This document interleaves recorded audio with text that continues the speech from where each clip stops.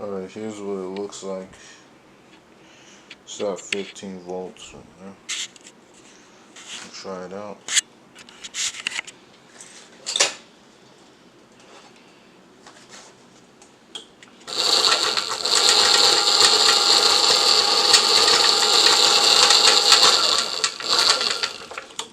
Let me get closer.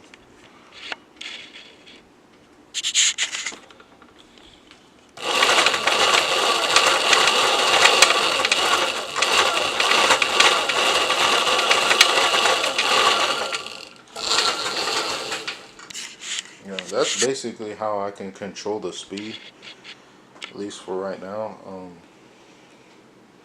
By turning it off and on, so I can stay at the limits of the speed.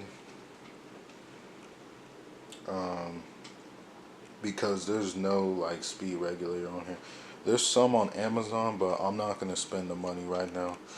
Um, and plus they want me to stop ordering stuff, so which I guess I need it because I don't want to be ordering stuff anymore. So clearly I messed up on that one. When the pedal, when the brakes came in, and I don't have some of these parts for the brakes. Uh, I do not have like this one. I'm like to make the attachment. I'm gonna need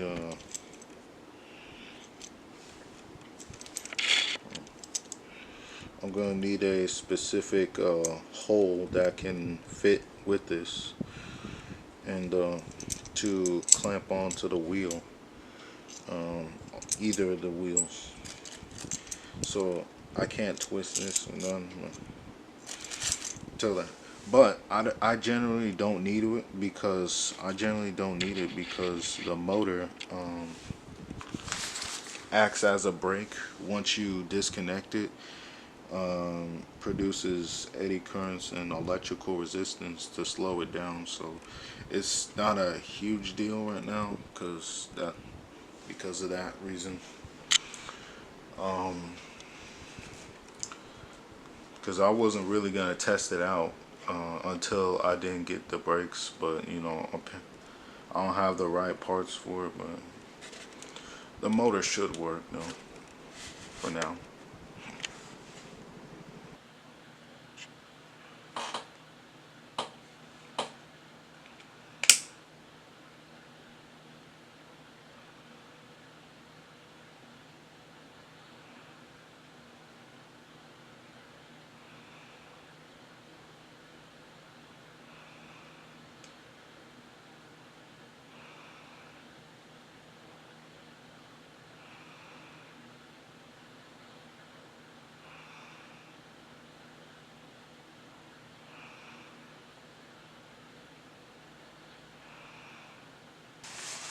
Because these wires are too thin for this, too thin for that.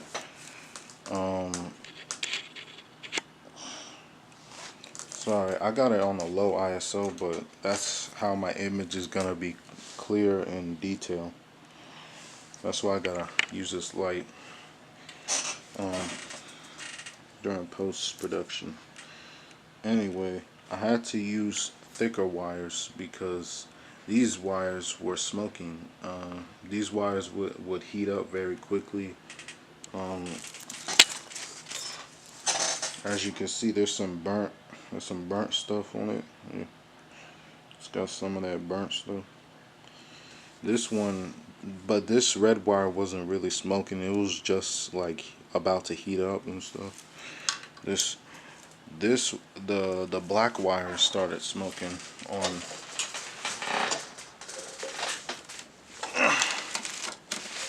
Get it, get it. It started smoking on this, and I replaced it with a different wire,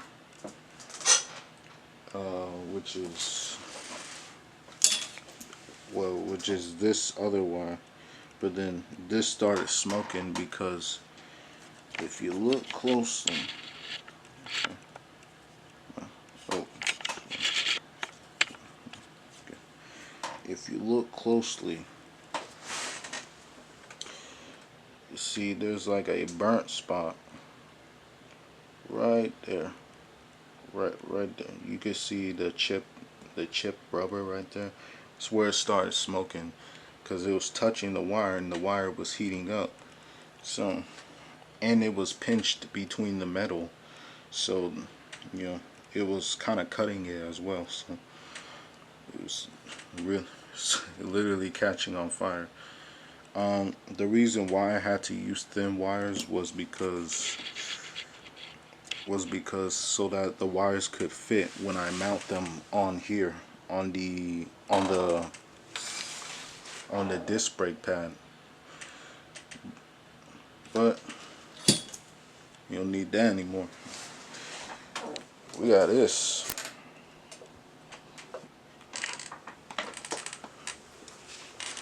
Alright. It's the button here. We're gonna switch it on. Now this motor has a lot of torque, so I have to hold it down because when I turned it on, it flew across from here up to here. So now I'm just gonna hold it down, pushing this button.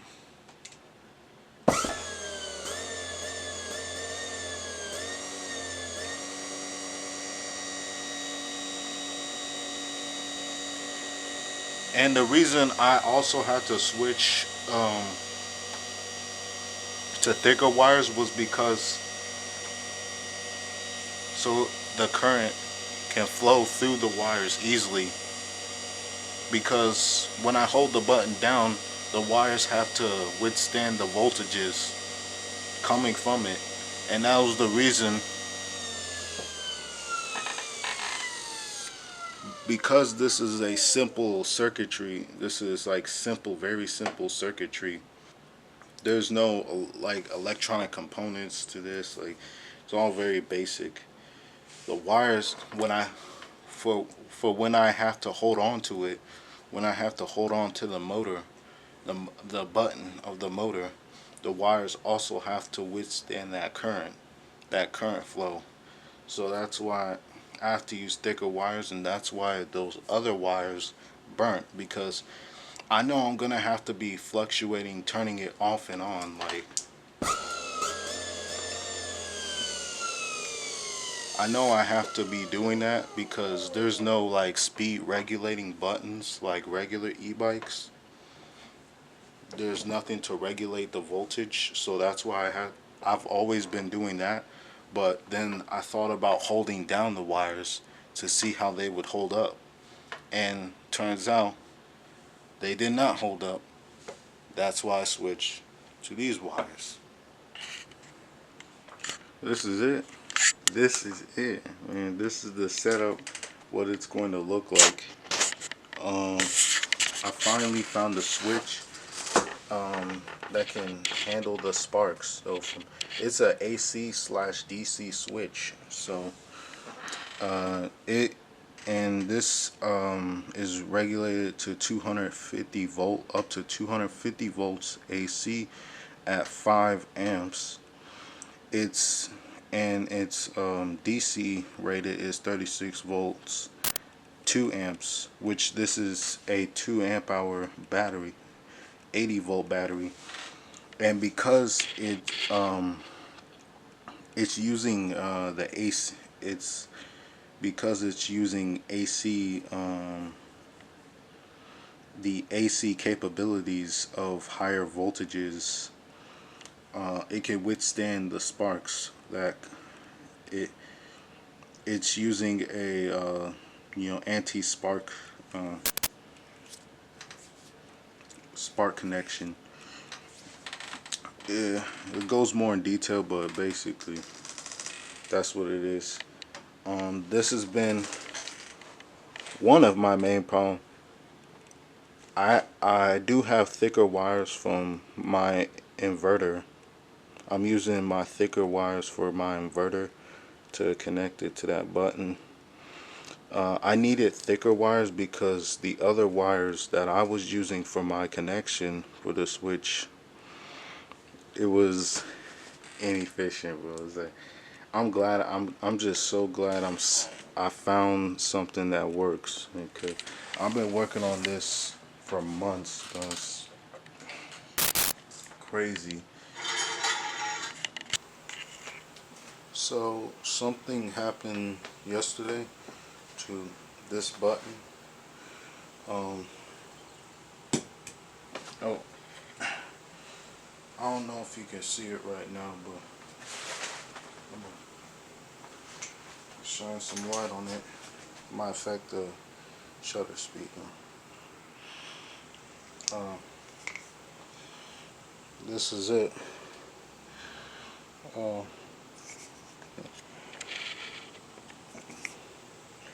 this is the button. Okay. It burnt off yesterday. Now this is mostly my fault because in the description it did say that it was 2 amp hours at 36 volts DC rated, and you know I just I tested it one yesterday and it started smoking, and all the contacts came off. So I tried to use this button for anti-spark applications and simplifying it basically, but guess I was wrong. You know, and I also forgot to mention that the battery wasn't charged fully in that last clip. Um, Yesterday, as you can see, I did charge it fully. It's got the 3 green lights.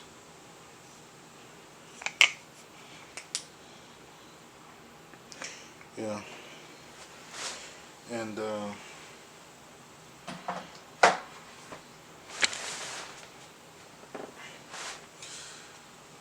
right now I got it set up at 31 volts at 10 amps maximum. That's as far as my power supply could go. And I'm gonna show, and basically what I plan on doing, my plan B option is to use me as a switch, because all around the bike is a contact I can use as a contact to, you know, joint the two circuits together, so it can be controlled. But the only problem with that is it creates a huge spark with high voltage. So the bike is, considerably done per se, but I got to add the brakes and stuff, but it's considerably done. Like the hard part, most of the hard part stuff is done. I just got to work on the switch, which seems to be the hardest part, conjoining the circuits together, and figuring out adding the brakes to this rim wheel. I'm only gonna add one brake because I think I just need, one brake for this, because I can't figure out how to put on two, and I probably don't need to, but, and I also added a kickstand to it as well. So I'm gonna show you um, how what the sparks look like. This is at 31 volts. I'm not using the 80 volts up there, but this is 31 volts with the power supply right there, and I'm gonna be testing that out. So right now, I have somewhat finished the switch. It took me around 2 days to figure out how to actually put the actual switch on, uh, since the other switch failed. What I did was well, I'll show you it later, but Right now, I'm gonna demonstrate, well, not demonstrate, but show you what it looks like, when I flip it on. And I'm also gonna show you what it looks like with the casing, the housing on top of it. It's at 31 volts maximum on my power supply. It's not on the 80 volts because it'll be way too fast and way too much power for it right now. Lift this up real quick. See, this is the switch. I don't know if you can see it though.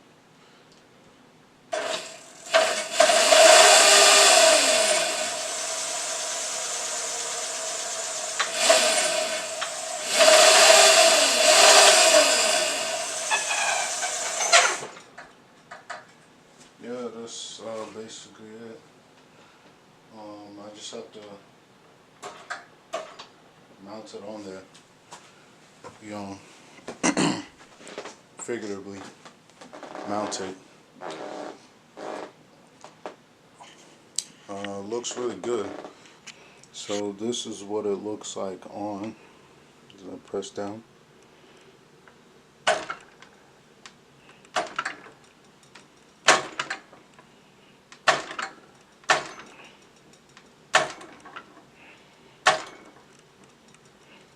I'm gonna hold it down.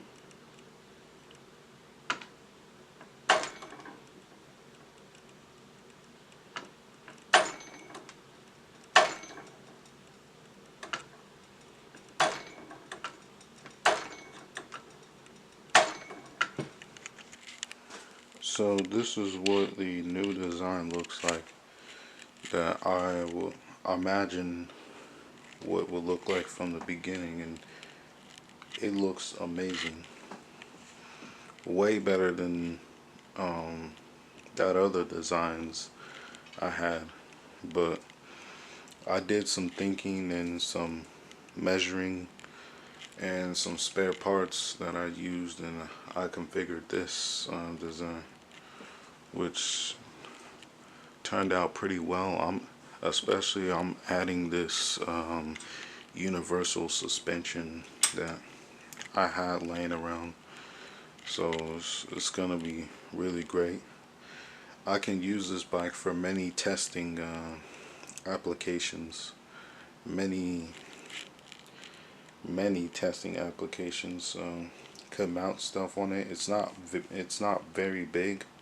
It's not a big bike, but yeah, it's definitely good enough. Yeah, it'll look good doing it too. It'll look good testing these things too. Such a cool design. Uh, can't wait, man.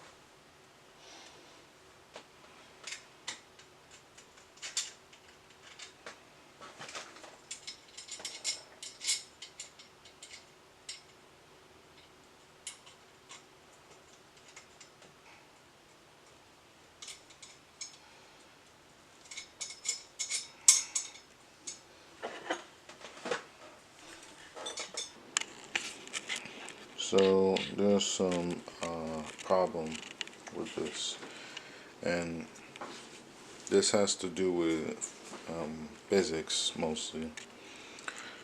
If so, some parts of it are bent, and whenever I sat down on it, it bent a little, a slight bend to it. As you can see, it's a little bit forward.